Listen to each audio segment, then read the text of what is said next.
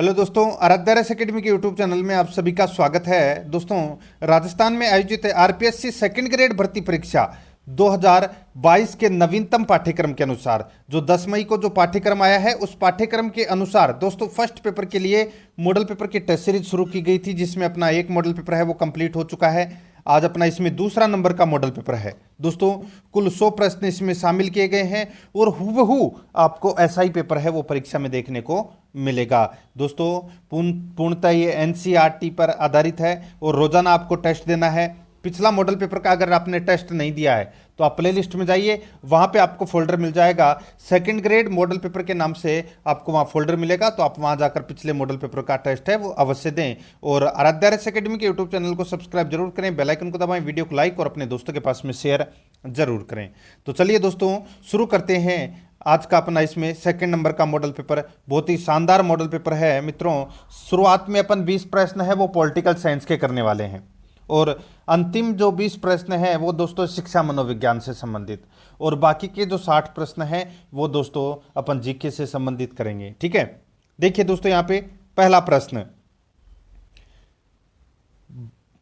भारत परिषद अधिनियम यानी कि मार्ले मिंटो सुधार अधिनियम 1909 के अस्तित्व में आने के कारण निम्नलिखित में से थे। दोस्तों, यहाँ पे सीधा सा अपने को ये पूछा गया है कि जो मार्ले मिंटो सुधार अधिनियम है ये अस्तित्व में क्यों आया था, इसके कारण क्या थे, वो अपने को यहाँ पर बताना है। दोस्तों देखिए, इसमें बहुत ही अच्छा प्रश्न है, आप इसको कह सकते हैं। अपने को यहाँ पर कूट भाषा में उत्तर देना है। किस भाषा में? कूट भाषा में उत्तर देना है। ठीक है, देखिए यहाँ पे भारत परिषद अधिनियम 1892 के सुधार से असंतोष, ये भी एक कारण था। कर्जन की प्रतिक्रियावादी नीति, ये भी दोस्तों एक कारण था। विदेशों में प्रवासी भारतीयों का अपमान, ये भी एक कारण था। भारतीय राष्ट्रीय कांग्रेस की मांग तथा इंग्लैंड में उदारवादी दल की विजय, ये भी दोस्तों एक कारण था। ये सभी के सभी हैं वो दोस्तों कारण थे। ठीक है, भारतीय परिषद अधिनियम 1909 के आने के ये प्रमुख कारण थे। तो दोस्तों इसका राइट आंसर क्या हो जाएगा? कूट भाषा में मैंने आपको उत्तर देने के लिए कहा था, चारों ही सही है, तो यहाँ पर सी नंबर का ऑप्शन बिल्कुल सही उत्तर हो जाएगा। देखिए, बहुत ही शानदार लेवल के प्रश्न हैं, टेस्ट आपको पूरा देना है। और जिसने भी इस क्लास को लाइक नहीं किया है तो दोस्तों लाइक फटाफट कर दीजिए। देखिए, भारत सरकार अधिनियम 1935 पूर्णतः कब लागू किया गया? दोस्तों, ये भारत सरकार अधिनियम 1935 है, ये पूर्णतः कब लागू किया गया था? दोस्तों ये पूर्णतः लागू किया गया था, बताइए कब से? तो इसका राइट आंसर हो जाएगा अप्रैल 1937 से। अप्रैल 1937 से ये लागू किया गया था। ठीक है, याद रखना। इसमें 321 अनुच्छेद और 10 अनुसूचियां थी, ये भी आपको याद रखना है। यहां पर सी नंबर का ऑप्शन बिल्कुल सही उत्तर हो जाएगा। ठीक है, आंशिक रूप से तो लागू किया गया था 3 जुलाई 1936 को। ठीक है, 3 जुलाई 1936 को तो ये आंशिक रूप से लागू किया गया था। लेकिन यहां पर पूर्णतः कब लागू किया गया? पूर्णतः लागू किया गया था दोस्तों अप्रैल 1937 में, यह याद रखना है आपको। 3 नंबर ऑप्शन बिल्कुल सही। आगे देखिए, भारत सरकार अधिनियम 1935 के प्रावधानों में शामिल थे, बताइए। भारत सरकार अधिनियम 1935 के प्रावधानों में शामिल थे, तो दोस्तों 3 ऑप्शन यहाँ पे आपको दे रखे हैं और फिर अपने को यहाँ पर कूट भाषा में अपने को उत्तर देना है। देखिए, प्रांतों की द्विवेद शासन प्रणाली समाप्त कर दी गई व केंद्र में द्विवेद शासन का प्रावधान नहीं था। दोस्तों यहाँ पर देखिए, प्रांतों में द्विवेद शासन की प्रणाली तो है वो समाप्त कर दी गई थी, बिल्कुल सही है, यहां तक तो बिल्कुल सही लाइन है। आगे देखिए, वह केंद्र में द्विवेद शासन का प्रावधान नहीं था, गलत हो जाएगा इसमें। दोस्तों देखिए, प्रांतों में तो द्विवेद शासन की प्रणाली समाप्त कर दी गई थी और केंद्र में इसे लागू कर दी गई थी। ठीक है, तो यहां पर पहला नंबर का ऑप्शन क्या हो जाएगा? अपना गलत दे रखा है ये। आगे देखिए, एक संघीय कोर्ट की स्थापना का प्रावधान किया गया, बिल्कुल सही है दोस्तों। भारत सरकार अधिनियम 1935 के तहत विषयों को 3 सूचियों में वर्गीकृत किया गया, संघ सूची, प्रांतीय सूची और समवर्ती सूची। संघ सूची में 59 विषय थे, प्रांतीय सूची में 54 विषय थे और समवर्ती सूची में 36 विषय थे। ठीक है, तो यहां पर 2 और 3 क्या है? सही है। तो यहां पर इस प्रश्न का राइट आंसर क्या हो जाएगा? बी नंबर का ऑप्शन बिल्कुल सही उत्तर हो जाएगा। 4 नंबर का प्रश्न, इसमें देखिए एक तरफ समिति दे रखी है, दूसरी तरफ अध्यक्ष दे रखे हैं। ठीक है, एक तरफ समिति है, दूसरी तरफ है क्या है, अध्यक्ष है। अब अपने को यहां पर क्या बताना है दोस्तों, देखिए सही युग्म का अपने को यहां पर क्या करना है, चयन करना है। ठीक है, यहां पर आप देख सकते हैं संविधान सभा की समितियों व उनके अध्यक्षों में सही युग्म का चयन करना है। सही युग्म अपने को यहां पर बताना है और कोट भाषा में अपने को उत्तर देना है कि इसमें कौन कौन से सही युग्म है। देखिए नियम समिति के अध्यक्ष थे डॉक्टर राजेंद्र प्रसाद, बिल्कुल सही है। ठीक है, झंडा समिति के अध्यक्ष दोस्तों यहां पर दे रखा है एच.सी. मुखर्जी, गलत दे रखा है। झंडा समिति के अध्यक्ष थे दोस्तों कौन, जे.बी. कृपलानी। ठीक है, और एक झंडा समिति और थी तदर्थ झंडा समिति, उसके अध्यक्ष थे डॉक्टर राजेंद्र प्रसाद। ठीक है, तो ये भी आपको थोड़ा सा इसमें याद रखना है। तो झंडा समिति के अध्यक्ष कौन थे, तो जे.बी. कृपलानी। ठीक है, तो यहां पर एच.सी. मुखर्जी गलत दे रखा है। आगे देखिए प्रांतीय संविधान समिति, इसके अध्यक्ष थे सरदार वल्लभ भाई पटेल। कार्य संचालन समिति के अध्यक्ष थे के.एम. मुंशी, ये भी बिल्कुल सही है। तो यहां पर 1, 3, 4 ये क्या है, सही है। तो यहां पर इस प्रश्न का राइट आंसर क्या हो जाएगा, सी नंबर का ऑप्शन बिल्कुल सही उत्तर हो जाएगा। आगे देखिए 5 नंबर का प्रश्न है संविधान सभा की समितियों व उनके सदस्यों की संख्या को सुमेलित कीजिए। संविधान सभा की समितियों व उनके सदस्यों की संख्या को सुमेलित कीजिए। एक तरफ समिति है, दूसरी तरफ सदस्य संख्या है। एक तरफ समिति है, दूसरी तरफ सदस्य संख्या है। यहाँ पे आप देख सकते हैं दोस्तों, देखिए संघ संविधान समिति में कितने सदस्य थे, तो दोस्तों संघ संविधान समिति में 15 सदस्य थे। कितने सदस्य थे, 15 सदस्य थे। ठीक है, कार्य यहाँ पे देखिए संघ शक्ति समिति, संघ शक्ति समिति में कितने सदस्य थे दोस्तों, संघ शक्ति समिति। ठीक है, यहाँ पे संघ संविधान समिति इसमें 15 सदस्य थे और यहाँ पर देखिए दोस्तों इसमें संघ शक्ति समिति इसके अंदर दोस्तों 9 सदस्य थे। कितने सदस्य थे दोस्तों, 9 सदस्य थे। कार्य संचालन समिति में कितने सदस्य थे, तो दोस्तों इसमें 3 सदस्य थे। कितने सदस्य थे, 3 सदस्य। और प्रारूप समिति में कितने सदस्य थे, तो प्रारूप समिति में 7 सदस्य थे। ठीक है, अब यहां पर इस प्रश्न का राइट आंसर क्या हो जाएगा दोस्तों, 2, 1, 4, 3 यानी कि क, ख, घ, ग। तो यहां पर इस प्रश्न का राइट आंसर हो जाएगा वो है दोस्तों इसमें कौन सा, तो बी नंबर का जो ऑप्शन है वो इसका बिल्कुल सही उत्तर हो जाएगा। आगे देखिए 6 नंबर का प्रश्न है, यहां पर देखिए राजनीतिक दल व उनके चुनाव चिन्ह में से असंगत का चयन कीजिए। राजनीतिक दल व उनके चुनाव चिन्ह में से असंगत का अपने को यहां पर क्या करना है, चयन करना है कि कौन सा इसमें असंगत है। दोस्तों यहां पे देखिए एक तरफ राजनीतिक दल है, दूसरी तरफ है चुनाव चिन्ह है। ठीक है दोस्तों, देखिए राष्ट्रवादी कांग्रेस पार्टी हाथ का पंजा, दोस्तों ये गलत हो जाएगा। दोस्तों राष्ट्रवादी कांग्रेस पार्टी का जो चुनाव चिन्ह है वो दोस्तों क्या है, हाथ का पंजा नहीं है, क्या है, घड़ी है। क्या है, घड़ी है दोस्तों, याद रखना। ठीक है, तो अपना पहला क्या हो जाएगा, इसमें गलत हो जाएगा। आगे देखिए ऑल इंडिया तृणमूल कांग्रेस, इसका चुनाव चिन्ह है दोस्तों फूल एवं घास है। भारतीय कम्युनिस्ट पार्टी मार्क्सवादी, इसका है दोस्तों हथौड़ा, हंसियां एवं तारा। ठीक है, और भारतीय जनता पार्टी का तो ये सभी को पता होगा कमल का फूल है। तो यहां पर अपने को असंगत बताना था, ए नंबर का ऑप्शन राइट आंसर हो जाएगा, ये अपना क्या है, असंगत है। 7 नंबर का प्रश्न है, इसमें देखिए भारत में मौलिक अधिकारों के इतिहास से संबंधित निम्न तथ्यों की समीक्षा कीजिए। मौलिक अधिकारों के इतिहास से संबंधित निम्न तथ्यों की समीक्षा अपने को यहाँ पर क्या करना है, समीक्षा करनी है, बताना है कि कौन सा इसमें सही है। देखिए दोस्तों इसमें भारत में मौलिक अधिकारों की मांग सर्वप्रथम बाल गंगाधर तिलक ने की थी। बिल्कुल सही बात है साहब, बाल गंगाधर तिलक ने ही की थी। ठीक है, कब की थी, 1895 में की थी, स्वराज विधेयक में की थी। ठीक है, आगे देखिए द्वितीय गोलमेज सम्मेलन 1931 में भी मौलिक अधिकारों की मांग उठी, ये भी दोस्तों बिल्कुल सही है। तो यहां पर दोनों ही कथन क्या है, सही है। अब देखिए सी ऑप्शन में ए सही है और डी ऑप्शन में ए और बी दोनों सही है, तो यहां पर डी ऑप्शन का राइट आंसर इसमें हो जाएगा। ठीक है, 8 नंबर का प्रश्न है, निम्नांकित में से कौन सरकारिया आयोग के सदस्य थे। सरकारिया आयोग के सदस्य हैं वो कौन थे, इसका राइट आंसर हो जाएगा दोस्तों वो है अपना इसमें देखिए सरकारिया आयोग के सदस्य थे एस.आर. सेन और बी. शिवरमन। एस.आर. सेन और बी. शिवरमन ये दोनों दोस्तों सरकारी आयोग के क्या थे, सदस्य थे। तो यहां पर डी नंबर का जो ऑप्शन है वो इसका बिल्कुल सही उत्तर हो जाएगा। ए और बी दोनों इसमें क्या है, बिल्कुल सही है। ठीक है, याद रखना। तो यहां पर इसका right answer D number option. ये सरकारी आयोग है, ये 1983 में इसका गठन किया गया था और इसके अध्यक्ष थे आर.एस. सरकारिया। ठीक है, याद रखना। आगे देखिए दोस्तों, यहां पे 9 नंबर का प्रश्न है।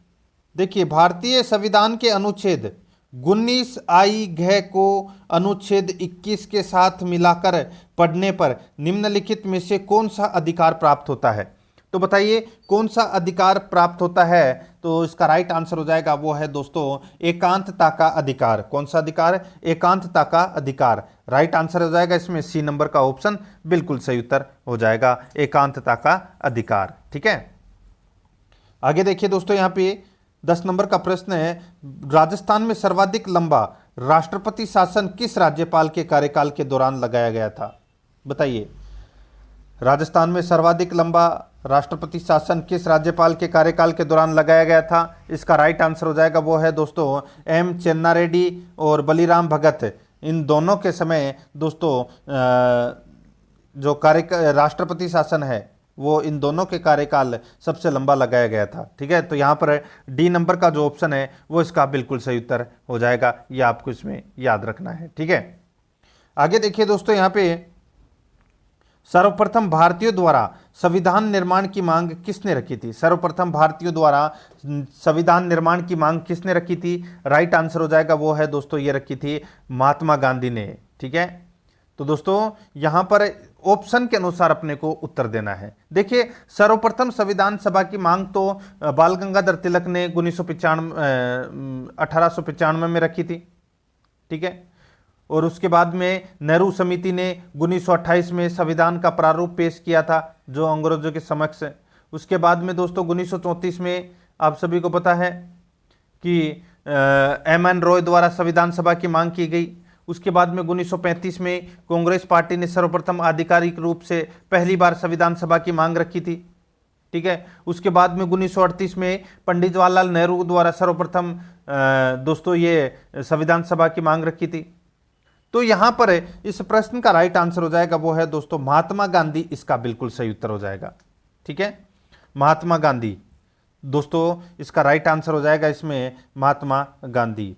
सॉरी, इसमें देखिए सर्वप्रथम भारतीयों द्वारा संविधान निर्माण की मांग, तो संविधान निर्माण की मांग दोस्तों सर्वप्रथम किसने रखी थी? बाल गंगाधर तिलक ने रखी थी। ए नंबर का ऑप्शन बिल्कुल सही उत्तर हो जाएगा, बाल गंगाधर तिलक ने। कब? 1895 में। ठीक है, आगे देखिए दोस्तों, यहां पे 12 नंबर का प्रश्न है। इसमें देखिए, निम्नांकित में से किन किन राज्यपालों के पास हिमाचल प्रदेश राज्यपाल का अस्तित्व प्रभार था? निम्नांकित में से किन किन राज्यपालों के पास हिमाचल प्रदेश राज्यपाल का अतिरिक्त प्रभार था? दोस्तों इसका राइट आंसर हो जाएगा वो है प्रभाराव और कल्याण सिंह। ठीक है दोस्तों, प्रभाराव ये राज्य की पहली महिला राज्यपाल थी। ठीक है, इनका निधन है वो पद पे रहते हुए हुआ था 2010 में। ठीक है, और ये कल्याण सिंह है, ये उत्तर प्रदेश के मुख्यमंत्री भी रह चुके हैं। तो इन दोनों राज्यपालों के पास दोस्तों हिमाचल प्रदेश के राज्यपाल का अतिरिक्त प्रभार था। राइट आंसर इसमें डी नंबर का ऑप्शन राइट आंसर हो जाएगा, ए और बी दोनों सही है।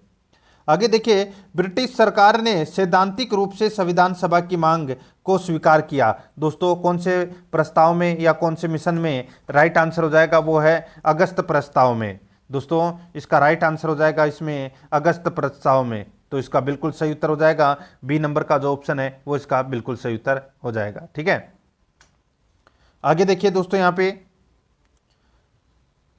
14 नंबर का प्रश्न है, राजस्थान राज्य के प्रथम कार्यवाहक राज्यपाल कौन रहे? तो दोस्तों प्रथम कार्यवाहक राज्यपाल हैं वो दोस्तों कौन रहे? इसका राइट आंसर हो जाएगा वो है दोस्तों जगत नारायण। ठीक है, जगत नारायण। ए नंबर का जो ऑप्शन है वो इसका बिल्कुल सही उत्तर हो जाएगा, जगत नारायण। 1970 में दोस्तों ये राज्य के पहले कार्यवाहक राज्यपाल के तौर पर इन्होंने कार्य किया था।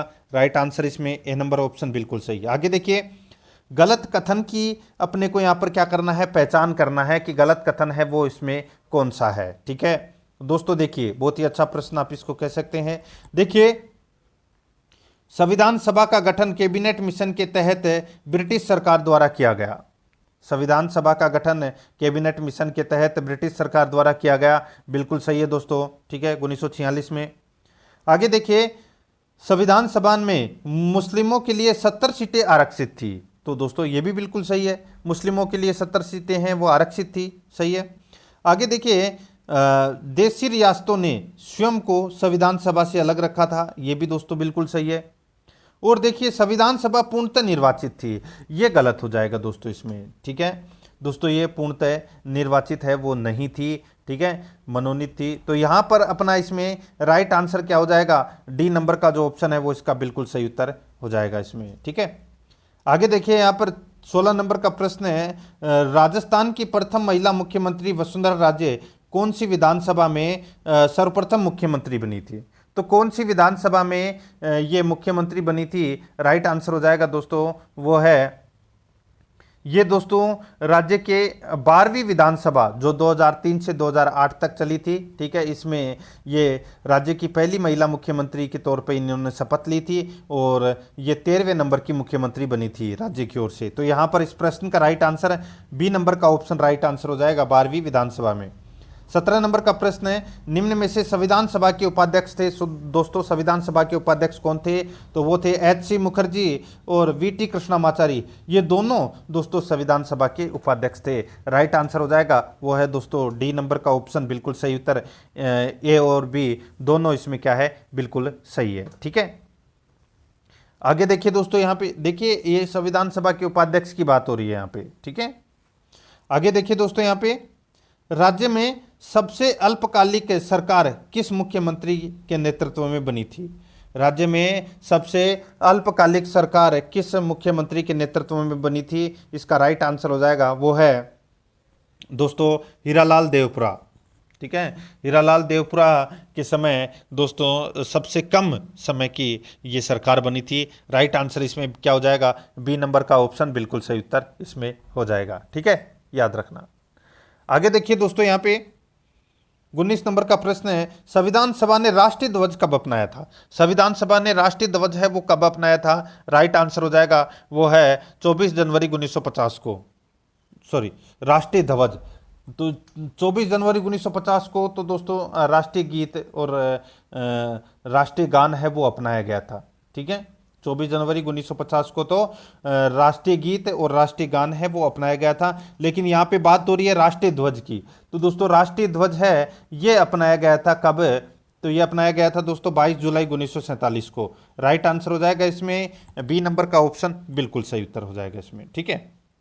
आगे देखिए 20 नंबर का प्रश्न है, राजस्थान के निम्न मुख्यमंत्रियों में से कौन अपने संपूर्ण राजनीतिक जीवन में किसी राज्य के राज्यपाल नहीं रहे, बताइए। बहुत ही अच्छा प्रश्न है, इसका राइट आंसर हो जाएगा वो है दोस्तों भैरव सिंह शेखावत, ठीक है दोस्तों, भैरव सिंह शेखावत है ये किसी भी राज्य के राज्यपाल है वो नहीं रहे, यहाँ पर बी नंबर का ऑप्शन राइट आंसर हो जाएगा। हरदेव जोशी हैं ये दोस्तों असम, मेघालय और पश्चिम बंगाल के राज्यपाल रह चुके हैं। जगन्नाथ पाड़िया हैं ये दोस्तों हरियाणा के राज्यपाल रह चुके हैं। और शिवचरण माथुर हैं ये दोस्तों असम राज्य के राज्यपाल रह चुके हैं। भैरव सिंह शेखावत नहीं रहे, यहाँ पर बी नंबर का ऑप्शन बिल्कुल सही।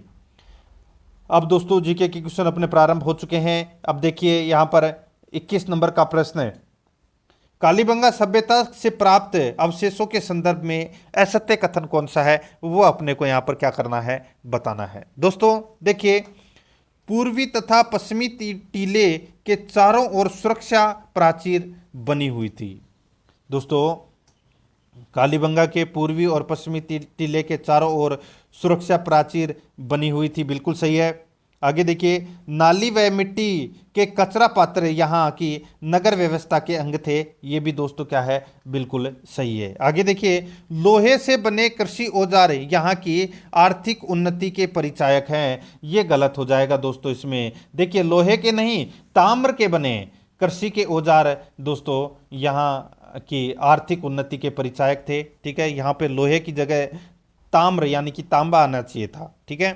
तो यहाँ पर सी नंबर का ऑप्शन है वो गलत दे रखा है। आगे देखिए, यहाँ के मृतकों की 3 समाधियाँ प्राप्त हुई है, तो दोस्तों ये भी बिल्कुल सही है। तो यहाँ पर इस प्रश्न का राइट आंसर सी नंबर का ऑप्शन बिल्कुल सही उत्तर हो जाएगा, ठीक है।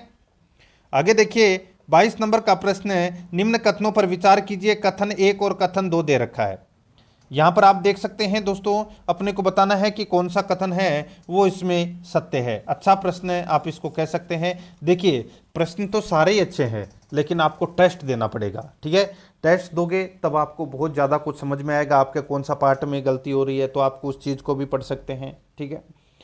तो रोजाना मेरे साथ में आपको चलना है, और जिस किसी ने भी वीडियो को लाइक नहीं किया तो एक बार सभी के सभी मित्र हैं वो वीडियो को लाइक कर दीजिए, और आराध्या रस एकेडमी के यूट्यूब चैनल को सब्सक्राइब है वो नहीं किया है तो वो ज़रूर कर लें, क्योंकि आगे मैं आपको रोजाना एक मॉडल पेपर है वो प्रतिदिन दूंगा, और साथ ही फर्स्ट ग्रेड के लिए भी मॉडल पेपर की टेस्ट सीरीज शुरू की जा चुकी है, और जल्दी ही रिट भर्ती परीक्षा के लिए भी की जाएगी।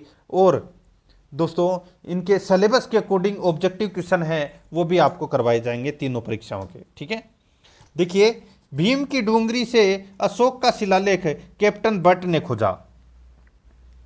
दोस्तों यहां पर देखिए, अच्छा प्रश्न आप ये है। देखिए, भीम की डूंगरी से अशोक का शिलालेख कैप्टन भट्ट ने खोजा, क्या ये सही है? दोस्तों देखिए, यहाँ पर जो इसका जो भीम की डूंगरी से जो अशोक का जो शिलालेख खोजा है वो दोस्तों कैप्टन भट्ट ने नहीं खोजा, तो ये किसने खोजा है? दोस्तों देखिए, भाबरू की पहाड़ी से मौर्य सम्राट अशोक का ब्राह्मी लिपि में लिखा हुआ अभिलेख मिला था, जिसकी खोज 1837 में कैप्टन भट्ट ने की थी। अब यहाँ पे भीम की डूंगरी दे रखी है और यहाँ पर कैप्टन भट्ट दे रखा है, गलत हो जाएगा। देखिए, यहाँ पर अगर कौन सी डूंगरी होती तो दोस्तों भाबरू की पहाड़ी होती, तो ये कैप्टन भट्ट ने किया था, बिल्कुल सही है। अब यहाँ पे भीम की डूंगरी है, याद रखना, भीम की डूंगरी है, ये अशोक का दूसरा शिलालेख था, और इसको खोजा था किसने? तो दोस्तों कार्लाइल, एक व्यक्ति था, अंग्रेज अधिकारी था, कार्लाइल, ठीक है, कार्लाइल, ठीक है, इन्होंने खोजा था दोस्तों भीम की डूंगरी से अशोक का शिलालेख। तो यहां पर कैप्टन भट्ट है वो गलत दे रखा है, ठीक है। ये देखिए, काफी लोगों को इस चीज का पता नहीं होगा, आज पता चल गया होगा, ठीक है। आगे देखिए, बैराठ नगर से 8 बार बनने व उजड़ने के प्रमाण मिले हैं। दोस्तों देखिए, ये बैराठ से नहीं मिले हैं, ये प्रमाण मिले हैं दोस्तों आहड़ से। 8 बार बस्तियों के बनने व उजड़ने के प्रमाण है वो आहड़ से मिले हैं। बैराठ नगर इसमें गलत दे रखा है, तो इसमें अपना दूसरा नंबर का भी क्या हो जाएगा? गलत हो जाएगा। दोनों के दोनों क्या है दोस्तों? इसमें गलत है। तो यहाँ पे अपने को सत्य कथन बताना था, और सत्य क्या है? दोनों गलत। डी नंबर का ऑप्शन बिल्कुल सही उत्तर हो जाएगा। आगे देखिए, 23 नंबर का प्रश्न है, निम्न में से असत्य कथन कौन सा है? दोस्तों यहाँ पे अपने को असत्य कथन है वो बताना है। दोस्तों यहाँ पर देखिए, चित्तौड़ को मेवाड़ की तीसरी राजधानी जेतर सिंह ने बनाया, बिल्कुल सही है दोस्तों। चित्तौड़ को मेवाड़ की तीसरी राजधानी जेतर सिंह ने बनाया, सही बात है। आगे देखिए, जेतर सिंह ने भूताला के युद्ध में कुतुबुद्दीन ऐबक को परास्त कर दिया, तो दोस्तों ये गलत हो जाएगा। दोस्तों जेतर सिंह ने 1227 ईस्वी में भूताला का जो युद्ध हुआ था, इसमें इल्तुतमिश को पराजित किया था। किसको किया था? इल्तुतमिश को दोस्तों ये क्या किया था? पराजित किया था। कुतुबुद्दीन ऐबक दोस्तों यहां पर क्या दे रखा है? गलत दे रखा है, ठीक है। दोस्तों आगे देखिए, गुलाम वंश का संस्थापक कुतुबुद्दीन ऐबक को माना जाता है, बिल्कुल सही है। 1253-54 ईस्वी में मेवाड़ पर बलबन के आक्रमण के समय मेवाड़ का शासक तेज सिंह था, बिल्कुल सही बात है साहब। तो यहां पर इस प्रश्न का राइट आंसर क्या हो जाएगा? बी नंबर का ऑप्शन सही उत्तर, क्योंकि ये असत्य है। आगे देखिए, 24 नंबर का प्रश्न है, हल्दी घाटी के युद्ध के संदर्भ में निम्नलिखित कथनों में से असत्य कथन है। हल्दी घाटी के युद्ध के संदर्भ में निम्नलिखित कथनों में से असत्य कथन है वो कौन सा है? वो अपने को यहाँ पर क्या करना है? बताना है। दोस्तों देखिए, मान सिंह ने हवाई तथा अकबर ने मर्दाना हाथी पर बैठकर युद्ध लड़ा था, ये गलत हो जाएगा दोस्तों, ठीक है। अकबर ने मर्दाना हाथी के ऊपर बैठकर युद्ध नहीं लड़ा था। मानसिंह कच्छावा का जो हाथी था उसका नाम था दोस्तों मर्दाना, ठीक है, और अकबर का जो हाथी था उसका नाम था हवाई। तो यहां पर उल्टा दे रखा है, तो यहां पर पहला ही नंबर का ऑप्शन है वो अपना राइट आंसर हो जाएगा, क्योंकि ये गलत दे रखा है और अपने को असत्य कथन नहीं पूछा है। आगे की ओर देख लीजिए दोस्तों, घायल महाराणा को हकीम खां द्वारा रण क्षेत्र से बाहर ले जाया गया, बिल्कुल सही है। हकीम खां का मकबरा खमनोर राजसमंद में स्थित है, यह भी बिल्कुल सही है। भामाशाह और ताराचंद ने हल्दी घाटी युद्ध में महाराणा प्रताप की सेना के साथ भाग लिया था, यह भी बिल्कुल सही है। इस प्रश्न का राइट आंसर क्या हो जाएगा? ए नंबर का ऑप्शन बिल्कुल सही। आगे देखिए, निम्न में से कौन सा ग्रंथ प्रताप के दरबारी चक्रपाणी मिश्र द्वारा नहीं रचा गया?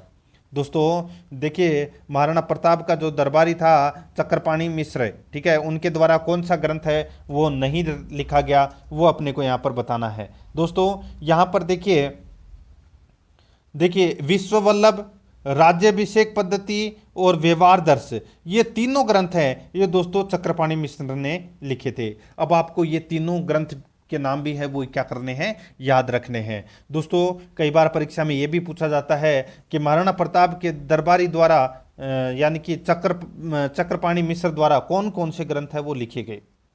तो दोस्तों विश्व वल्लभ, ठीक है, राज्याभिषेक पद्धति और व्यवहार दर्श, ठीक है। यहां पर इसका राइट आंसर क्या हो जाएगा? सी नंबर का ऑप्शन राइट आंसर हो जाएगा, क्योंकि ये ग्रंथ है ये चक्रपाणी मिश्र के द्वारा नहीं रचा गया। तो किसके द्वारा रचा गया? विरुद्ध छत्री। दोस्तों ये ग्रंथ है ये दुस्सा आडा के द्वारा रचा गया था। यहां पर सी नंबर का ऑप्शन बिल्कुल सही। 26 नंबर का प्रश्न है, मेवाड़ फेडरेशन द्वारा दिए जाने वाले पुरस्कारों और उनके विषय के क्षेत्र के संबंध में असत्य मेल है। मेवाड़ फाउंडेशन द्वारा दिए जाने वाले पुरस्कारों और उनके विषय के क्षेत्र के संबंध में असंगत मेल कौन सा है वो अपने को यहाँ पर बताना है। दोस्तों देखिए, महाराणा प्रताप पुरस्कार खेल के क्षेत्र में दिया जाता है, बिल्कुल सही है। हल्दी घाटी पुरस्कार रक्षा के क्षेत्र में नहीं, ये दिया जाता है दोस्तों पत्रकारिता के क्षेत्र में। किसके क्षेत्र में दिया जाता है? पत्रकारिता के क्षेत्र में ये पुरस्कार दिया जाता है, हल्दी घाटी पुरस्कार। हकीम खां सूरी पुरस्कार ये दोस्तों धार्मिक सौंदर्य के लिए दिया जाता है, और राणा पूंजा पुरस्कार ये जनजाति उत्थान के लिए दिया जाता है। तो यहाँ पर बी नंबर का ऑप्शन बिल्कुल सही उत्तर इसमें हो जाएगा। आगे देखिए 27 नंबर का प्रश्न है, निम्न कथनों का अध्ययन कर उचित कूट का अपने को यहाँ पर क्या करना है? चयन करना है, बताना है कि इनमें से कौन सा कथन है वो दोस्तों सत्य है। दोस्तों यहां पर देख सकते हैं धर्मत के कथन 1 में देखिए, धर्मत के युद्ध में महाराजा जसवंत सिंह ने औरंगजेब का साथ दिया था, ये गलत हो जाएगा। दोस्तों देखिए यहां पर औरंगजेब का साथ नहीं दिया था, दारा शिकोह का साथ दिया था धर्मत के युद्ध में, ठीक है। और ये धर्मत का युद्ध कब हुआ था दोस्तों? ये 1658 में हुआ था, ठीक है। तो यहाँ पर पहला नंबर का है वो गलत हो जाएगा इसमें। आगे देखिए फ्रांसीसी कथन दो देखिए, फ्रांसीसी बर्नियर दारा शिकोह तथा औरंगजेब के मध्य होने वाले उत्तराधिकारी युद्ध का साक्षी था, बिल्कुल सही है। तो यहाँ पर सिर्फ और सिर्फ है दोस्तों कौन सा सही था? इसमें दूसरा ही कथन है वो इसमें क्या है? सत्य है। तो यहाँ पर इस प्रश्न का राइट आंसर क्या हो जाएगा? बी नंबर का ऑप्शन बिल्कुल सही उत्तर हो जाएगा।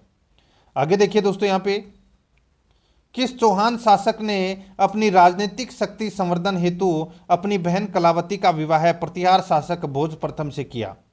तो दोस्तों बताइए, अपनी राजनीतिक शक्ति संवर्धन हेतु अपनी बहन कलावती का विवाह प्रतिहार शासक भोज प्रथम से किया, वो चौहान शासक कौन था? वो था दोस्तों गुवक द्वितीय। कौन था? गुवक द्वितीय। राइट आंसर हो जाएगा इसमें ए नंबर का ऑप्शन बिल्कुल सही उत्तर हो जाएगा इसमें, ठीक है।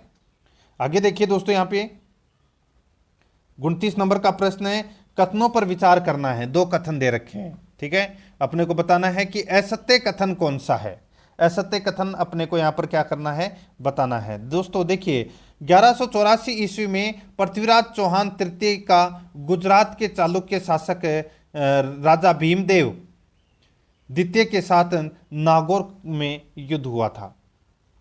दोस्तों देखिए नागौर का जो युद्ध हुआ था 1184 ईस्वी में, ठीक है।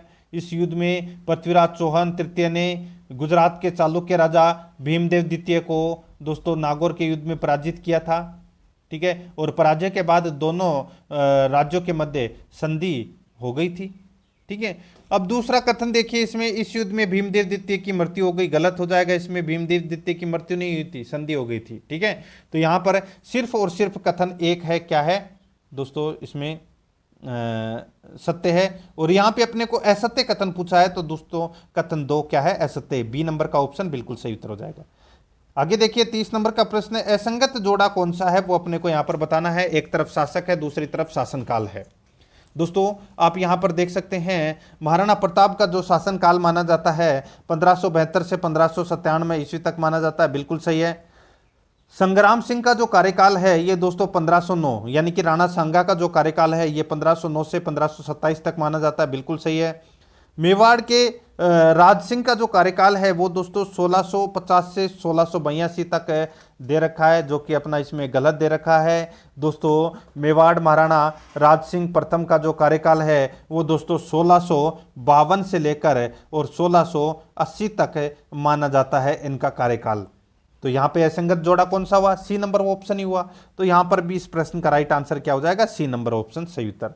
रावचंद्र सेन जो मारवाड़ के शासक थे, इनका कार्यकाल 1562 से 1581 तक रहा था। ठीक है, आगे देखिए दोस्तों यहां पे 31 नंबर प्रश्न है, प्रतिहारों के शासन व्यवस्था के संदर्भ में विभिन्न पदों के संदर्भ में असत्य कथन कौन सा है? दोस्तों असत्य कथन अपने को यहां पर क्या करना है? बताना है। दोस्तों देखिए प्रतिहारों की बात हो रही है यहाँ पे, ठीक है। राजकीय कोष भंडागारिक के अधीन होता था, राजकीय कोष है ये भंडागारिक के अधीन होता था, बिल्कुल सही है दोस्तों। आगे देखिए युद्ध व संधि का मंत्री महासंधि विग्रह होता है, ये भी दोस्तों क्या है? बिल्कुल सही है। आगे देखिए प्रतिहारों के बही खातों का संचालन महामुतालिबा करता था, गलत हो जाएगा दोस्तों। देखिए यहां पर ये गलत दे रखा है दोस्तों। जो महापटलिक, एक याद रखना दोस्तों, महापटलिक, महापटलिक, ठीक है, महापटलिक, ये दोस्तों प्रतिहारों के खातों का संचालन करता था। यहाँ महामुतालिबा ये गलत दे रखा है इसमें, ठीक है, और ये अपना असत्य कथन है, और यहाँ पर सी नंबर का ऑप्शन अपना राइट आंसर हो जाएगा। नायक अधिकारी को धर्म स्त्री कहा जाता है, बिल्कुल सही है। तो यहाँ पर सी नंबर ऑप्शन बिल्कुल सही। आगे देखिए यहाँ पे 32 नंबर का प्रश्न है, निम्न में से किस लेखक की रचनाओं से रणथंभौर के चौहान शासक हमीरदेव चौहान के काल की जानकारी प्राप्त होती है? रणथंभौर का शासक था हमीरदेव चौहान, और इस की जानकारी है वो अपने को दोस्तों किस लेखक की रचनाओं से अपने को यह जानकारी प्राप्त होती है? यहां पर इस प्रश्न का राइट आंसर हो जाएगा। देखिए अमीर खुसरो, जियाउद्दीन बर्नी, जोधराज, इन तीनों की रचनाओं के द्वारा अपने को दोस्तों ये जानकारी प्राप्त होती है हमीरदेव चौहान की। तो इस प्रश्न का राइट आंसर हो जाएगा वो है दोस्तों इसमें उपरोक्त सभी। तो यहाँ पर ए नंबर का जो ऑप्शन है वो इसका बिल्कुल सही उत्तर हो जाएगा। ठीक है, आगे देखिए दोस्तों यहाँ पे 33 नंबर का प्रश्न है, 1857 के विद्रोह के दौरान कोटा की विभिन्न घटनाओं के बारे में असत्य कथन है। 1857 के विद्रोह के दौरान कोटा की विभिन्न घटनाओं के बारे में असत्य कथन कौन सा है? वो दोस्तों अपने को यहाँ पर क्या करना है? बताना है कि असत्य कथन है वो कौन सा है। दोस्तों यहाँ पर आप देख सकते हैं, देखिए कोटा के, यहाँ पे देखिए दोस्तों जो कोटा के पॉलिटिकल एजेंट थे, ठीक है, कोटा के पॉलिटिकल एजेंट को 19 मई 1857 को मथुरा स्थानांतरित कर दिया गया, बिल्कुल सही है दोस्तों। आगे देखिए कोटा का पॉलिटिकल एजेंट मेजर बटन था, ये भी दोस्तों बिल्कुल सही है। कोटा में क्रांति का नेतृत्व लाला हरदयाल व मेहराब खां द्वारा किया गया। दोस्तों यहाँ पर अपने को क्या करना है? असत्य बताना है, ठीक है। लाला हरदयाल और मेहराब खां। अब दोस्तों यहां पर क्या हो जाएगा? दोस्तों गलत हो जाएगा, ठीक है। गलत क्या हो जाएगा? लाला हरदयाल नहीं, लाला हरदयाल नहीं, लाला जयदयाल था, ठीक है, लाला जयदयाल, हरदयाल नहीं था, जयदयाल था दोस्तों, ठीक है। लाला जयदयाल नहीं, लाला हरदयाल नहीं, लाला जयदयाल था, लाला जयदयाल और मेहराब खां के द्वारा दोस्तों ये इनका नेतृत्व किया गया था कोटा में 1857 की क्रांति का, ठीक है। तो यहाँ पर सी नंबर का ऑप्शन है वो इसका राइट आंसर हो जाएगा इसमें। आगे देखिए इसमें देखिए 1857 के विद्रोह को कोटा में दबाने के लिए करौली की सेना ने अंग्रेजों का साथ दिया था, ये भी बिल्कुल सही है। तो यहाँ पर सी नंबर ऑप्शन बिल्कुल सही उत्तर, जो कि इसमें असत्य दे रखा है। आगे देखिए किसान आंदोलन के दौरान घटित घटनाओं तथा उनसे संबंधित जिले के संदर्भ में निम्न में से असंगत युग्म कौन सा है? वो अपने को यहाँ पर बताना है।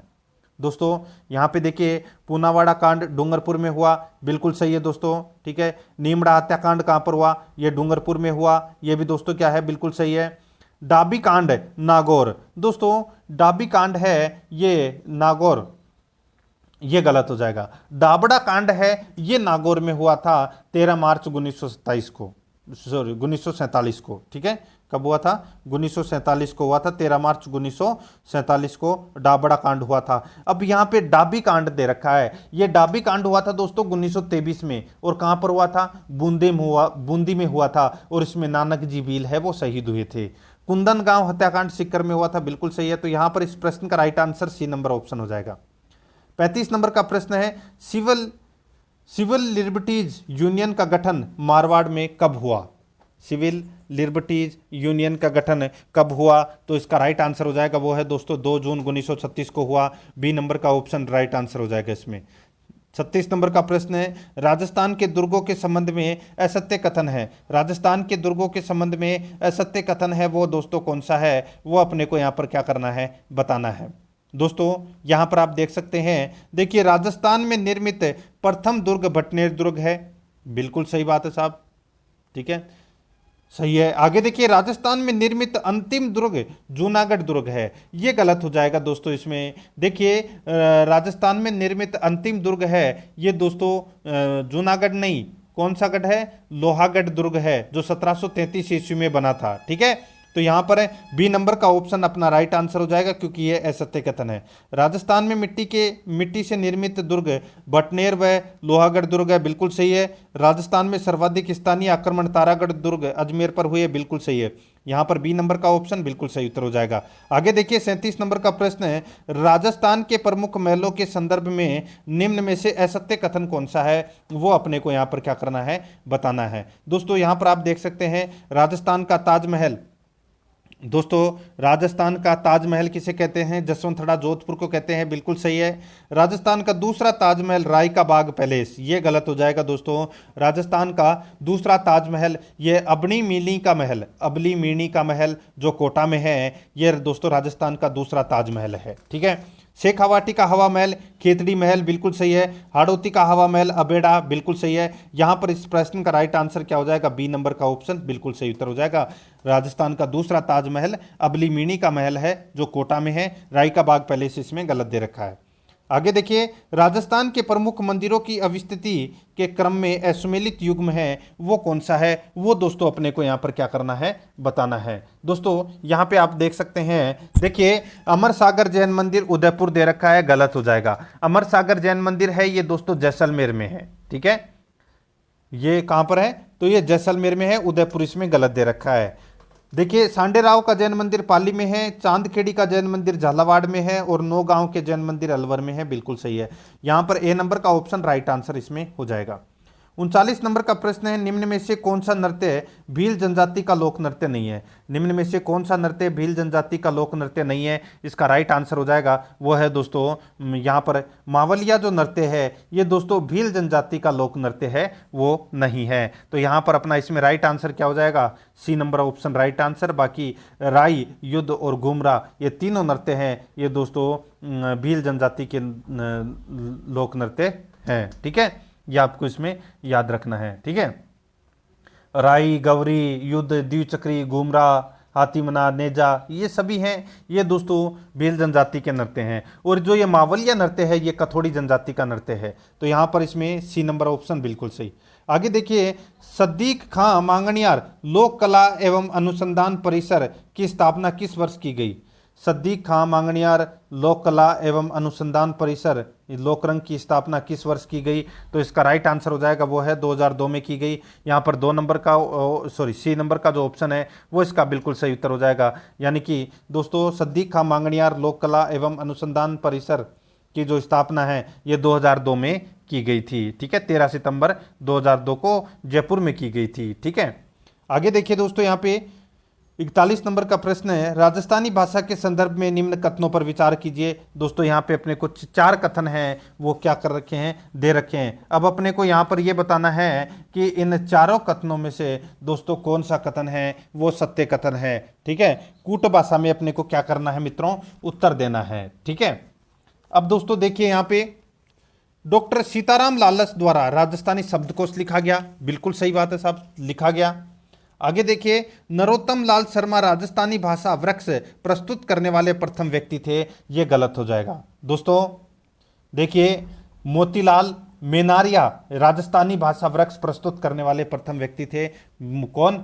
मोतीलाल मेनारिया। अब यहाँ पे नरोत्तम शर्मा है वो गलत दे रखा है, ठीक है, तो दूसरा नंबर का ऑप्शन गलत हो जाएगा। आगे देखिए, टैक्सीटोरी ने राजस्थानी भाषा का वर्गीकरण 4 भागों में किया है।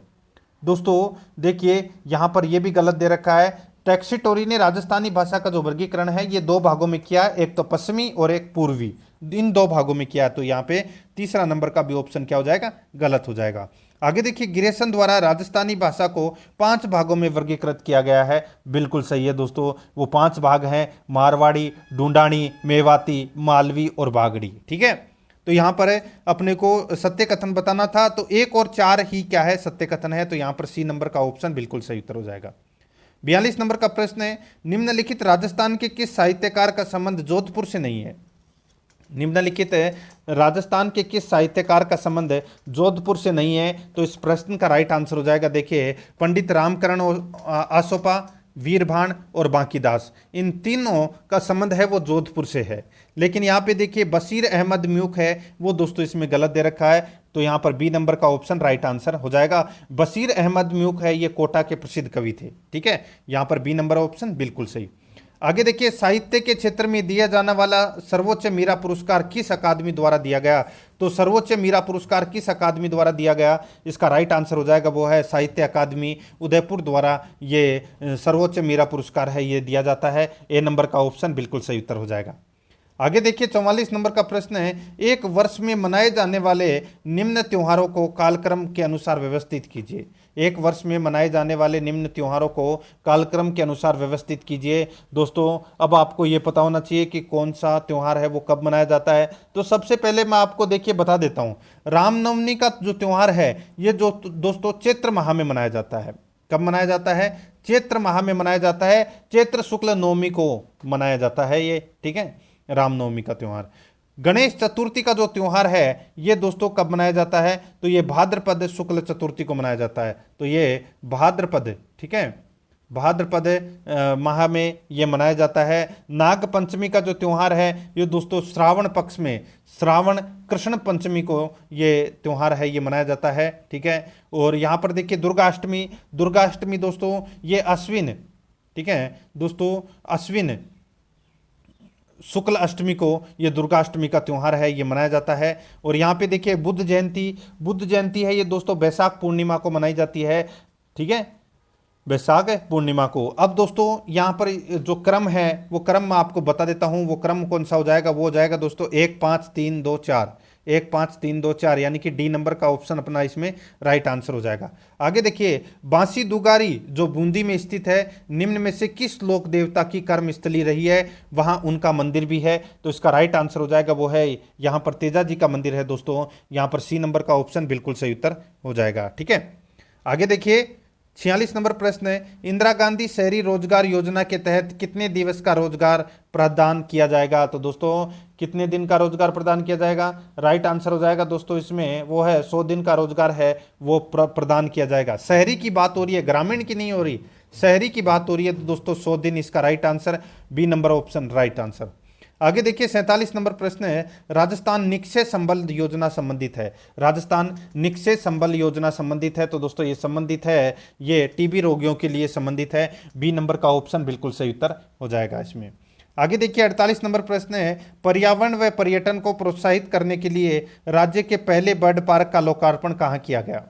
पर्यावरण व पर्यटन को प्रोत्साहित करने के लिए राज्य के पहले बर्ड पार्क का लोकार्पण कहाँ किया गया? इसका राइट आंसर हो जाएगा, वो है दोस्तों ये उदयपुर में किया गया। ए नंबर का ऑप्शन बिल्कुल सही, उदयपुर में किया गया। 49 नंबर प्रश्न है, राजस्थान डोमेस्टिक ट्रेवल मार्ट का आयोजन कहाँ किया जाएगा? राजस्थान डोमेस्टिक ट्रेवल मार्ट का आयोजन कहाँ किया जाएगा? सही उत्तर हो जाएगा, वो है दोस्तों इसमें जयपुर में किया जाएगा। ये राइट आंसर जयपुर में, ठीक है। तो यहाँ पर बी नंबर ऑप्शन बिल्कुल सही। आगे देखिए, राजस्थान के कृषि मंत्री ने हाल ही में राज ओलिव स्टोर का उद्घाटन किया। तो दोस्तों कृषि मंत्री ने हाल ही में राज ओलिव स्टोर का उद्घाटन किया। तो दोस्तों कहाँ पर किया? तो दोस्तों ये जयपुर के दुर्गापुरा अनुसंधान केंद्र में राज ओलिव स्टोर का उद्घाटन किया? तो यहाँ पर ए नंबर का ऑप्शन राइट आंसर हो जाएगा। आगे देखिए, निम्न कथनों पर दोस्तों यहाँ पर क्या करना है, विचार करना है, बताना है कि इनमें से कौन सा है वो इसमें सत्य है। ठीक है, देखिए दोस्तों यहाँ पे बांसवाड़ा को 100 टापुओं का क्षेत्र कहते हैं। दोस्तों यहां पर जो पहला कथन है वो दोस्तों क्या दे रखा है, इसमें गलत दे रखा है। देखिए बांसवाड़ा व डूंगरपुर के आसपास के भाग को दोस्तों बागड़ कहते हैं। ठीक है, बांसवाड़ा तथा डूंगरपुर के आसपास का भाग है वो बांगड़ कहलाता है। ठीक है दोस्तों, ये अपना क्या हो जाएगा, सत्य कथन नहीं है, सॉरी, देखिए सत्य कथन, बांसवाड़ा को 100 टापुओं का शहर कहते हैं। दोबारा देखिए इस प्रश्न को, कथनों पर विचार करना है और सत्य कथन नहीं है वो अपने को यहां पर बताना है। बांसवाड़ा को 100 टापुओं का शहर कहते हैं, बिल्कुल सही है। बांसवाड़ा व डूंगरपुर के आसपास के क्षेत्र को बागड़, बागड़ नहीं वांगड़ कहते हैं दोस्तों। ठीक है, तो यहां पर इस प्रश्न का राइट आंसर क्या हो जाएगा, 2 नंबर का ऑप्शन है वो अपना राइट आंसर हो जाएगा, क्योंकि यह सत्य है। बी नंबर का ऑप्शन बिल्कुल सही। आगे देखिए दोस्तों, यहाँ पे कोपेन के जलवायु वर्गीकरण के अनुसार सही सुमेलित है। कोपेन के जलवायु वर्गीकरण के अनुसार सही सुमेलित है, तो यहाँ पर अपना इसमें राइट आंसर हो जाएगा। देखिए BWHW नागौर बिल्कुल सही है। BSHW सॉरी, यहाँ पे देखिए BWHW नागौर गलत दे रखा है दोस्तों। यहाँ पे मैं आपको बता दूं, तो देखिए BWHW में नागौर है वो गलत दे रखा है। BSHW में हनुमानगढ़ है वो बिल्कुल सही दे रखा है। ठीक है, तो यहाँ पर अपना बी नंबर का जो ऑप्शन है वो इसका राइट आंसर हो जाएगा, बाकी ये भी गलत दे रखे हैं। आगे देखिए, निम्न में से कौन सी नदी बनास में दाईं तरफ से मिलती है? तो दोस्तों बनास में दाईं तरफ से मिलने वाली नदी है वो है बेडच। कौन सी है? बेडच। तो यहाँ पर अपना इसमें right answer A number option हो जाएगा। आगे देखिए 54 नंबर का प्रश्न है, निम्न कथनों पर दोस्तों क्या करना है, विचार करना है, बताना है कि कौन सा कथन है वो दोस्तों इसमें सत्य है। ठीक है, देखिए कृषि एवं संबद्ध क्षेत्र का योगदान प्रचलित मूल्य पर GSVA में 30.23% है, बिल्कुल सही है। पशुधन क्षेत्र का अंश फसल की अपेक्षा अधिक है, ये भी दोस्तों क्या है, बिल्कुल सही है। तो यहाँ पर सी नंबर का ऑप्शन राइट आंसर हो जाएगा। 1 और 2 दोनों इसमें क्या है, सही है। आगे देखिए 55 नंबर प्रश्न है, निम्न कथनों पर विचार करें। दोस्तों निम्न कथनों पर क्या करना है, विचार करना है। दोस्तों यहाँ पर देखिए इसमें सर्वाधिक ऊन उत्पादन वाला जिला बीकानेर है। दोस्तों सर्वाधिक ऊन उत्पादन वाला जिला जोधपुर नहीं, सॉरी बीकानेर नहीं, जोधपुर है। ठीक है, तो यहाँ पर जोधपुर होना चाहिए था, तो ये सही होता। और देखिए एशिया की सबसे बड़ी ऊन की मंडी बीकानेर में है, ये बिल्कुल सही है। तो यहाँ पे अपने को सत्य कथन है वो बताना था, तो दूसरा नंबर का ऑप्शन यानी कि सी नंबर का ऑप्शन अपना राइट आंसर हो जाएगा। ठीक है, आगे देखिए दोस्तों यहाँ पे 56 नंबर प्रश्न है, असुमेलित युग्म कौन सा है वो बताना है। देखिए एक तरफ पेयजल परियोजना है, दूसरी तरफ जिला है। तो यहाँ पर देखिए दोस्तों काली सिंध परियोजना है, ये झालावाड़ में है। ठीक है, बिल्कुल सही है। आगे देखिए नर्मदा परियोजना, ये जालौर में है, बिल्कुल सही है। आपनी परियोजना ये दोस्तों चूरू में है, बिल्कुल सही है। बगेरी नाका परियोजना कोटा दे रखा है, ये दोस्तों अपना इसमें क्या हो जाएगा, गलत हो जाएगा। दोस्तों बगेरी नाका परियोजना है ये राजसमंद में है। कहाँ पर है, राजसमंद में है। यहाँ पर कोटा है वो दोस्तों गलत दे रखा है, तो यहाँ पर डी नंबर ऑप्शन बिल्कुल सही। आगे देखिए वन रिपोर्ट 2021 के अनुसार वन क्षेत्र में सर्वाधिक वृद्धि व न्यूनतम सर्वाधिक कमी वाले जिलों का सही क्रम है। तो दोस्तों देखिए सर्वाधिक वृद्धि तो दोस्तों किस में हुई है, अजमेर में हुई है, और कमी किस में हुई है, जालौर में हुई है। तो यहाँ पर इसका right answer B number option बिल्कुल सही। आगे देखिए राजस्थान की ग्रामीण व नगरीय जनसंख्या प्रतिशत का सही युग्म है। राजस्थान की ग्रामीण व नगरीय जनसंख्या प्रतिशत का सही युग्म कौन सा है? तो दोस्तों वो सही युग्म है वो है, देखिए ग्रामीण का तो है 75.1% और शहरी का है 24.9%। तो यहाँ पर इसमें सी नंबर का ऑप्शन बिल्कुल सही। आगे देखिए यहाँ पे तारपी व पावरी वाद्य यंत्र का संबंध है। तारपी व पावरी वाद्य यंत्र का जो संबंध है, यह संबंध है दोस्तों कथोड़ी जनजाति से है।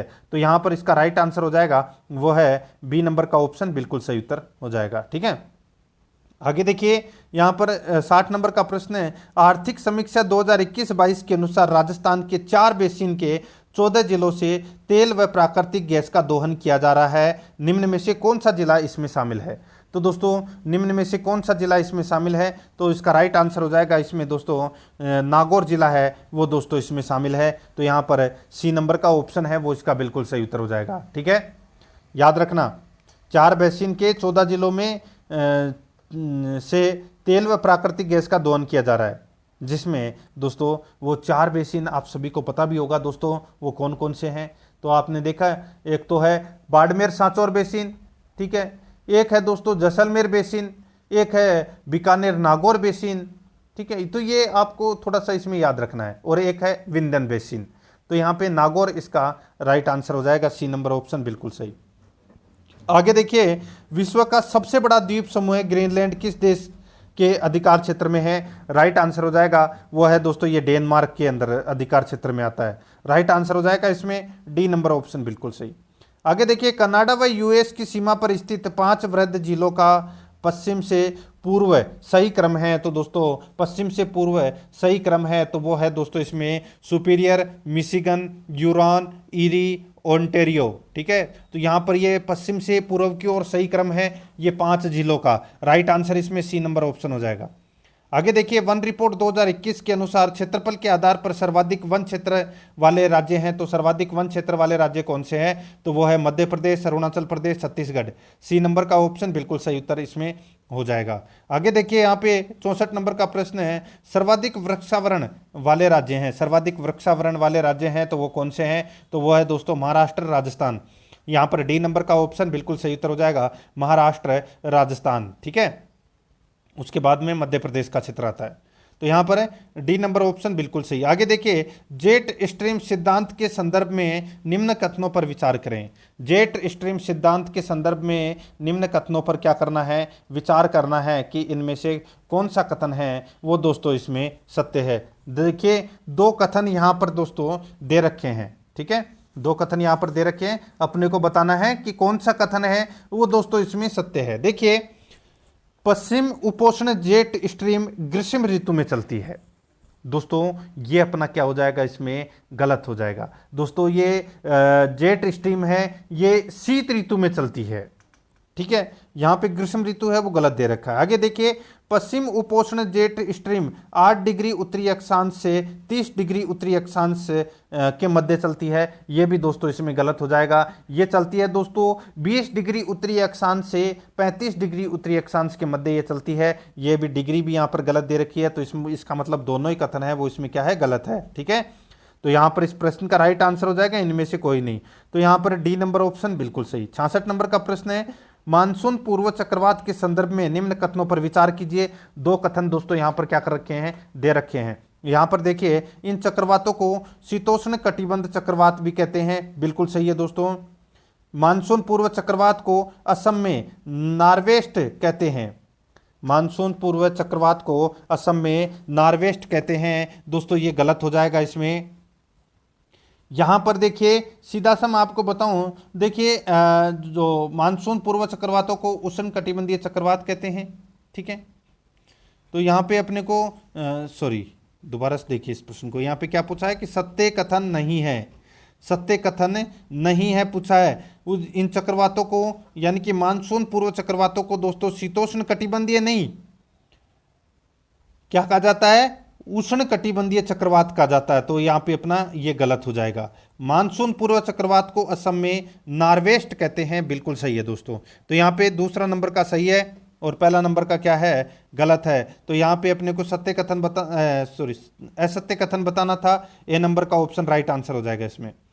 67 नंबर प्रश्न इस पे देखिए, ब्रह्मपुत्र मैदान के संदर्भ में निम्न कथनों पर क्या करना है? विचार करना है। यहाँ पर आप देख सकते हैं दोस्तों, ब्रह्मपुत्र मैदान को असम का मैदान भी कहते हैं।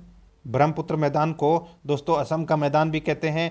यहाँ पर देखिए, इसमें इसे गुवाहाटी का मैदान कहते हैं, ये गलत हो जाएगा। असम का मैदान कहते हैं, गुवाहाटी का मैदान नहीं कहते। यह तीनों और पर्वतों से घिरा हुआ मैदान है, बिल्कुल सही है। तो यहाँ पर इस प्रश्न का राइट आंसर है बी नंबर का ऑप्शन सही उत्तर हो जाएगा। सत्य कथन बताना था, B number option right answer. आगे देखिए, असुमेलित युग्म है, एक तरफ दोआब है दूसरी तरफ स्थिति है, ठीक है। तो यहाँ पर देखिए दोस्तों, विस्त व्यास दोआब, ये दोस्तों सतलज नदी पर स्थित है, बिल्कुल सही है। बारी व्यास ये दोस्तों रावी नदी पर स्थित है। रचना झेलम चेनाब सिंधु, दोस्तों ये गलत हो जाएगा। दोस्तों चेनाब सिंधु नहीं, ये रावी और चेनाब नदी के मध्य स्थित है, ठीक है। ये रचना झेलम दोआब, ठीक है। छाप चिनाब ये झेलम पर है, बिल्कुल सही है। तो यहाँ पर अपना इसमें सी नंबर का ऑप्शन राइट आंसर हो जाएगा। आगे देखिए, किस दक्षिणी एशियाई देश का घनत्व सर्वाधिक है? इसका राइट आंसर हो जाएगा दोस्तों बांग्लादेश का जो घनत्व है वो दोस्तों सर्वाधिक है, 1045 व्यक्ति प्रति वर्ग किलोमीटर में निवास कर रहे हैं, ठीक है। आगे देखिए, यहाँ पे न्यूनतम जनसंख्या घनत्व पाया जाता है, तो दोस्तों ये पाया जाता है ओशिनिया में पाया जाता है दोस्तों, ये न्यूनतम जनसंख्या घनत्व है। राइट आंसर इसमें डी नंबर का ऑप्शन बिल्कुल सही उत्तर हो जाएगा, ठीक है। आगे देखिए दोस्तों, यहाँ पे हाल ही में कौन सा देश अंतर्राष्ट्रीय सौर संगठन का 101वां सदस्य बना है? तो दोस्तों कौन बना है? तो ये बना है यूएसए। राइट आंसर हो जाएगा यहाँ पर है ए नंबर का ऑप्शन बिल्कुल सही। 72 नंबर प्रश्न है, हाल ही में भारत द्वारा किस एशियाई देश को ब्रह्मोस मिसाइल निर्यात करने का फैसला किया गया है? हाल ही में भारत द्वारा किस एशियाई देश को ब्रह्मोस मिसाइल निर्यात करने का फैसला किया गया है? इसका राइट आंसर हो जाएगा वो है फिलीपींस। तो यहाँ पर बी नंबर का ऑप्शन बिल्कुल सही उत्तर हो जाएगा, फिलीपींस। आगे देखिए, यहाँ पर संयुक्त राष्ट्र पर्यावरण कार्यक्रम के संदर्भ में निम्न कथनों पर विचार करना है और अपने को यहाँ पर क्या करना है, सत्य कथन बताना है कि कौन सा कथन इसमें सत्य है। देखिए दोस्तों, यहाँ पे तो जो ये संयुक्त राष्ट्र पर्यावरण कार्यक्रम है, ठीक है, इसकी जो स्थापना है दोस्तों 1972 में हुई थी, ठीक है। इसका जो मुख्यालय नैरोबी केन्या में स्थित है, बिल्कुल सही है। इस संस्था द्वारा ग्लोबल 500 पुरस्कार प्रदान किया जाता है, बिल्कुल सही है। तो यहाँ पे दोनों कथन है वो सही है। तो इस प्रश्न का राइट आंसर है कौन सा ऑप्शन हो जाएगा? सी नंबर का ऑप्शन सही उत्तर हो जाएगा। 1 और 2 दोनों सत्य है। आगे देखिए, प्रसिद्ध रामसर सम्मेलन किस झील के किनारे हुआ? तो दोस्तों ये रामसर सम्मेलन है, ये हुआ था कैस्पियन सागर झील के किनारे हुआ था। तो यहाँ पर सी नंबर का ऑप्शन बिल्कुल सही उत्तर हो जाएगा इसमें, ठीक है। कब हुआ था? 1975 में, ठीक है। आगे देखिए दोस्तों, यहाँ पे पेरिस सम्मेलन 2015 यानी कि कोप 21 पर विचार कीजिए। कोप 21 पर अपने को यहाँ पर क्या करना है? विचार करना है, अपने को बताना है कि सत्य कथन कौन सा है, ठीक है। सत्य कथन इसमें कौन सा है वो अपने को यहाँ पर बताना है, ठीक है। देखिए दोस्तों, ये यहाँ पर इसका उद्देश्य वैश्विक तापमान वृद्धि को 1.5 डिग्री सेल्सियस से नीचे रखना है, बिल्कुल सही है। प्रति 10 वर्ष बाद इसका आकलन किया जाएगा, ये गलत हो जाएगा। प्रति 10 वर्ष नहीं, प्रति 5 वर्ष बाद इसका आकलन किया जाएगा। तो यहाँ पर अपना इसमें सत्य कथन कौन सा है? सिर्फ एक है। तो यहाँ पर ए नंबर का ऑप्शन राइट आंसर हो जाएगा। आगे देखिए, 36 नंबर का प्रश्न है, 76 नंबर का। कोप 26 का आयोजन ग्लासगो में हुआ। वर्ष 2022 में कोप 27 का आयोजन होगा। तो दोस्तों ये कहाँ पर होगा? ये होगा दोस्तों शर्म अल शेख में होगा दोस्तों, ठीक है।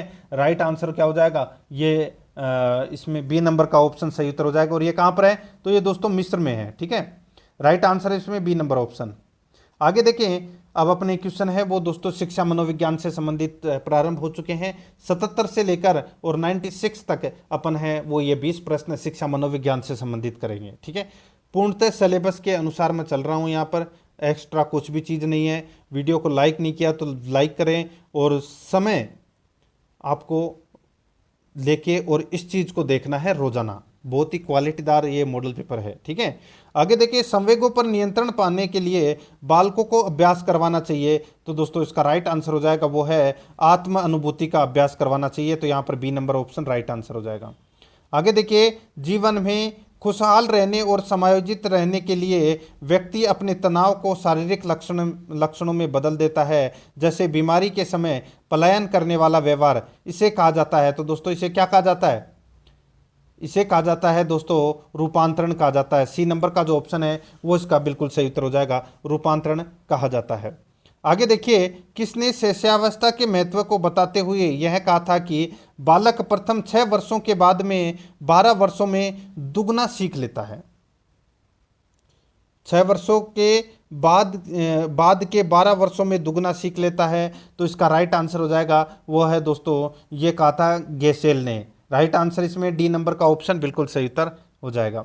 आगे देखिए, 80 नंबर का प्रश्न है, इदम का आधार माना जाता है। दोस्तों इदम का आधार माना जाता है तो ये माना जाता है दोस्तों लालच। ए नंबर ऑप्शन बिल्कुल सही उत्तर हो जाएगा, लालच माना जाता है, ठीक है।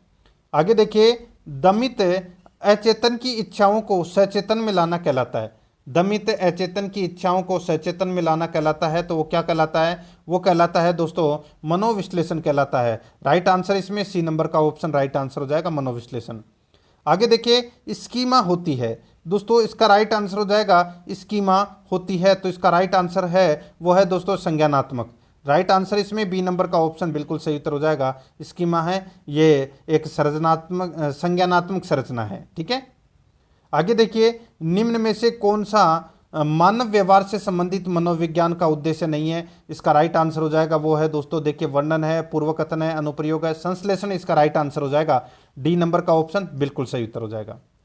आगे देखिए दोस्तों यहाँ पे निम्नलिखित में से कौन सा वाइगोत्स्की के सामाजिक सांस्कृतिक सिद्धांत पर आधारित है? दोस्तों यहाँ पर देखिए संस्कृति सिद्धांत, संज्ञानात्मक विकास, रेसिप्रोकल टीचिंग, ठीक है। ये दोनों के दोनों दोस्तों सामाजिक सांस्कृतिक सिद्धांत पर आधारित है। यहाँ पर डी नंबर का ऑप्शन राइट आंसर हो जाएगा, ए और बी दोनों इसमें सही है। 85 नंबर प्रश्न इसमें देखिए निम्न में से प्रतिभाशाली के बारे में सर्वाधिक उपयुक्त कथन है। प्रतिभाशाली के बारे में सर्वाधिक उपयुक्त कथन है वो दोस्तों कौन सा है? वो अपने को यहाँ पर क्या करना है, बताना है। अच्छा प्रश्न है। इसमें देखिए दोस्तों देखिए 4 ऑप्शन हैं वो यहाँ पर दे रखे हैं, ठीक है। और यहाँ पर अपने को सर्वाधिक उपयुक्त कथन बताना है, तो मैं आपको डायरेक्ट बता रहा हूँ, ठीक है। सर्वाधिक उपयुक्त कथन कौन सा है इसमें? इसमें है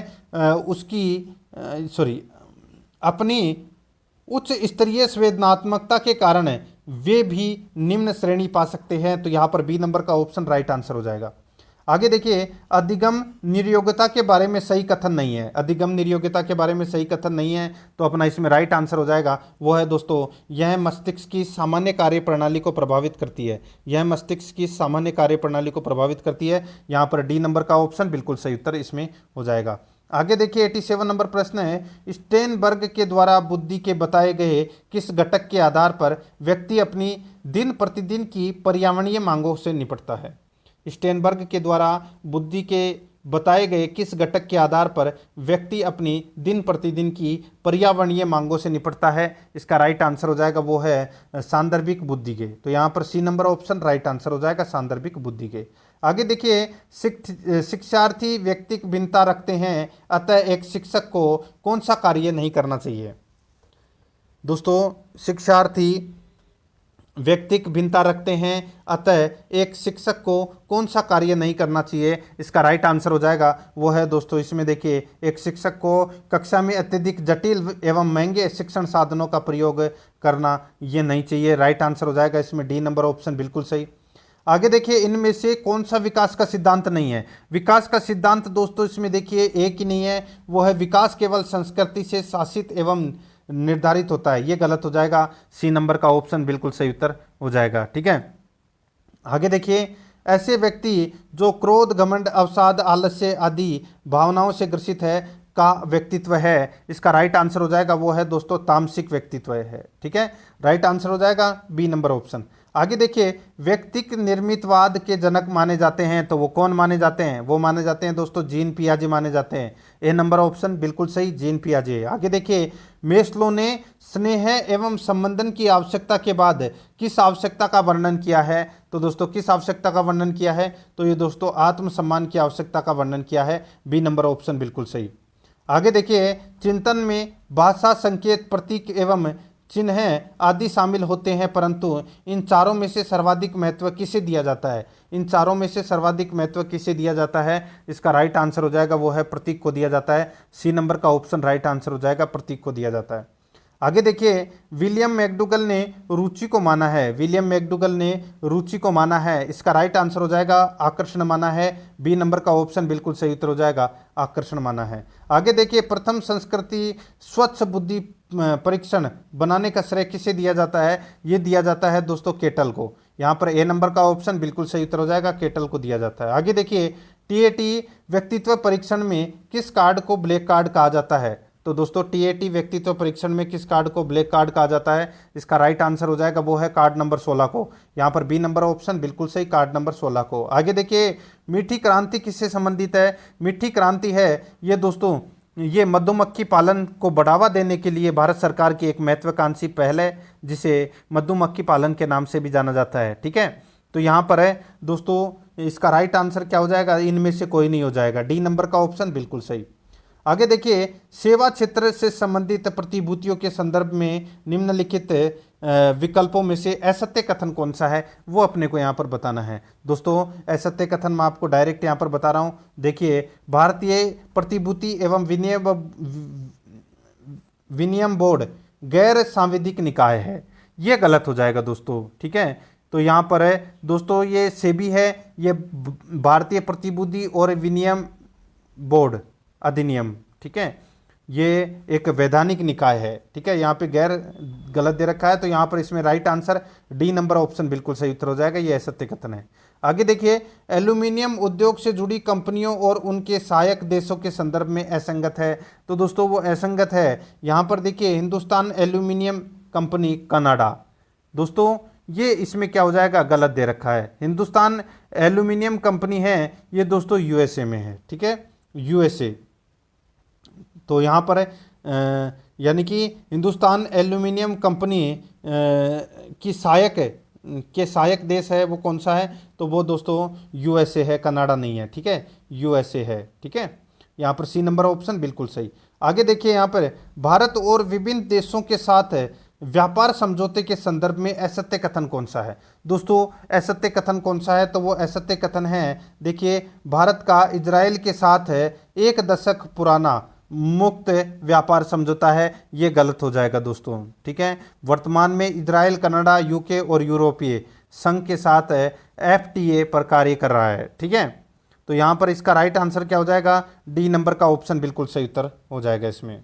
तो दोस्तों ये मैंने आज आपको सेकंड ग्रेड भर्ती परीक्षा के प्रथम पेपर के लिए मॉडल पेपर में नंबर 2 है वो कंप्लीट करवा दिया है। अगर आपने पिछला मॉडल पेपर नहीं देखा है तो वो ज़रूर देखें, और वीडियो को लाइक नहीं किया तो एक बार सभी के सभी मित्र हैं वो वीडियो को जरूर लाइक करें, और आराध्या रेस एकेडमी के यूट्यूब चैनल को सब्सक्राइब जरूर करें, बेल आइकन को दबाएं, वीडियो को लाइक और अपने दोस्तों के पास में शेयर जरूर करें। मिलते हैं दोस्तों नेक्स्ट वीडियो में। जय हिंद, जय भारत।